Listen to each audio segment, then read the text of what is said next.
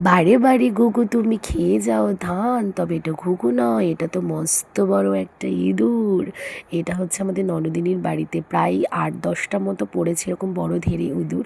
তোমাদের সাথে সেটাই শেয়ার করলাম।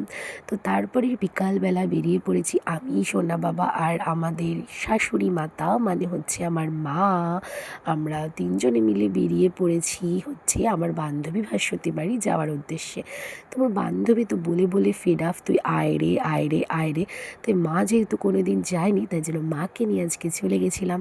তো এদিকে দেখো আমার সোনা বাবা যতবারই আসে কাকুর সাথে খুব আনন্দ মজা করে। আর এই যে দেখো নাতি আর দাদু মিলে খালি আনন্দ ঠাট্টা মশকরা এসব করে। এই যে আমার বান্ধবী, এই তো একটুও বসে থাকে না, যাওয়ার সাথে সাথেই আবার ব্যস্ত হয়ে পড়ে।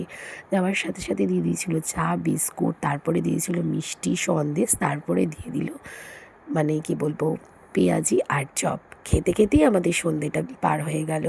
তো চলো আজকে সন্ধেটা তো ভীষণ ভালো এনজয় করলাম। আবার কবে আসবো জানি না, খুব শিগগিরই আসবো। তারপরে আমার সোনা বাবাকে একটু আদর করে নিল। তো চলো বন্ধুরা, আজকের এই ছোট্ট ব্লগটা এখানেই শেষ করছি। Tata bye.